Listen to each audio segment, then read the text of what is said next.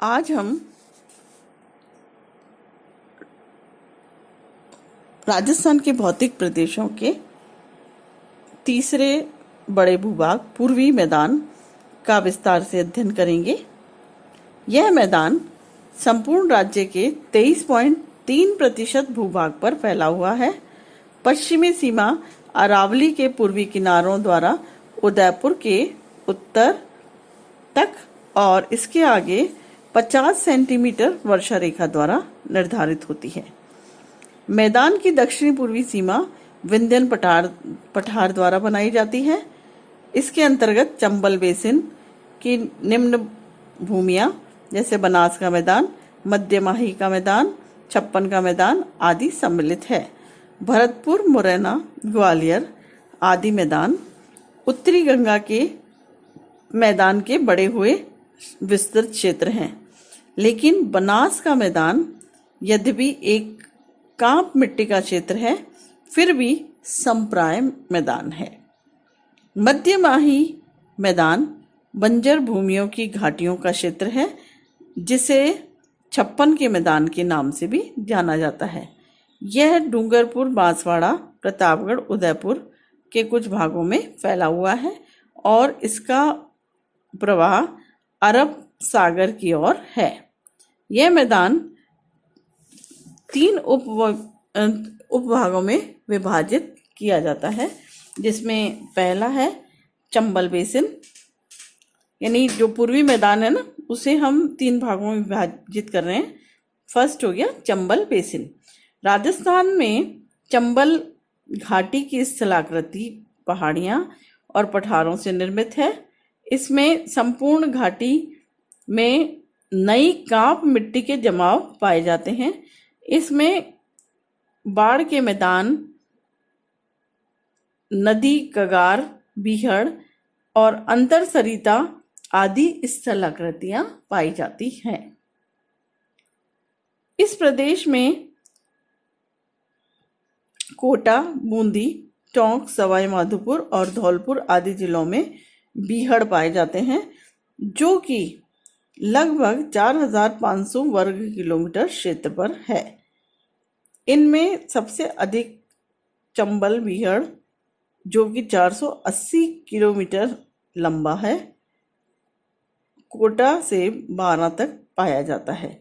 इसमें कोटा से धौलपुर तक एक ऊपरी विंध्यन कगार भूमि की अनियमित और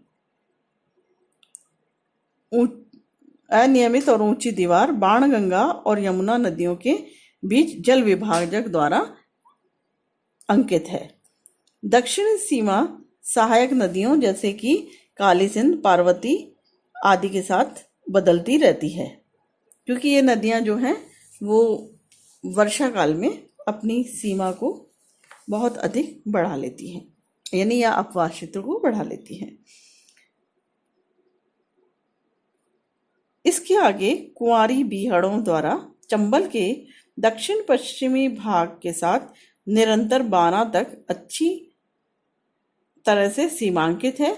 बीहड़ों तथा यमुना घाटी के बीच चंबल और कुंवारी के बीच मैदानी भागों में खेती की जाती है। इसका सेकंड भाग है बनास बेसिन।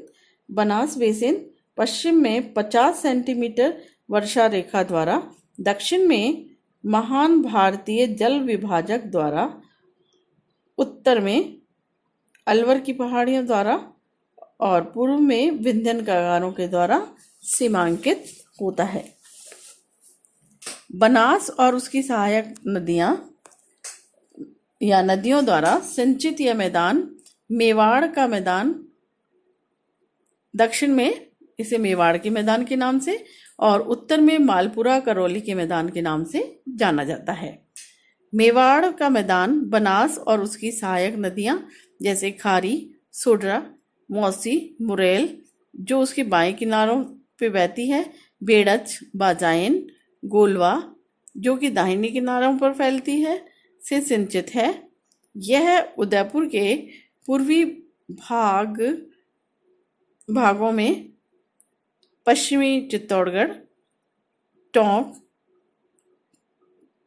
भीलवाड़ा, जयपुर, पश्चिमी सवाई माधोपुर और अलवर जिलों के दक्षिणी भागों में फैली हुई है।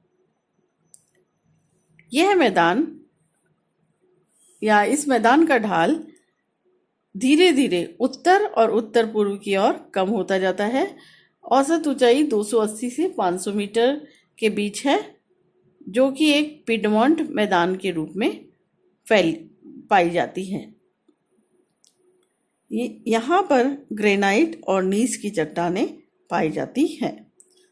अगला भाग है वो है मालपुरा करौली का मैदान। यह साधारणतः शिष्ट और नीस से निर्मित है। किशनगढ़ और मालपुरा अधिकतर भागों में कांपीय जमाव की परतों की मोटाई अधिक है, जहां वे अधिकांशतः नीस की चट्टानों को छुपाए हुए हैं, जिनकी औसत ऊंचाई 280 से 400 मीटर तक है। यानी इसे हम दो भागों में विभाजित कर रहे थे, मालपुरा का और करौली का मैदान। अब है तीसरा मध्य माही का बेसिन, जिसे हम छप्पन के मैदान के नाम से भी जानते हैं अथवा बांगड़ क्षेत्र के नाम से भी जानते हैं। यह मैदान उदयपुर के दक्षिण पूर्व में बांसवाड़ा, चित्तौड़गढ़ जिलों के दक्षिणी भाग में फैला हुआ है। यह क्षेत्र माही नदी की सहायक नदियों के द्वारा सिंचित क्षेत्र है, जिसकी औसत ऊंचाई 200 मीटर से 400 मीटर तक पाई जाती है। मध्य माही बेसिन में मेवाड़ के उत्तरी मैदान की अपेक्षा भू आकृतियां अधिक विषम पाई जाती हैं। दक्षिण में स्थित क्षेत्र काफी गहरा कटाफटा है।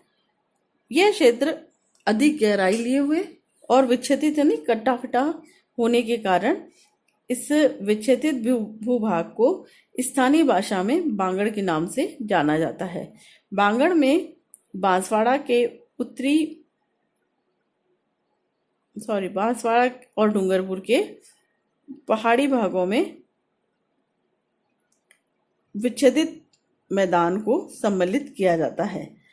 प्रतापगढ़ और बांसवाड़ा के बीच में स्थित 56 का समूह पाया जाता है। ये हो गया। अब इसे कल हम राजस्थान के भौतिक प्रदेश का जो आखिरी भूभाग है, दक्षिणी पूर्वी राजस्थान का पठार, उसका अध्ययन करेंगे।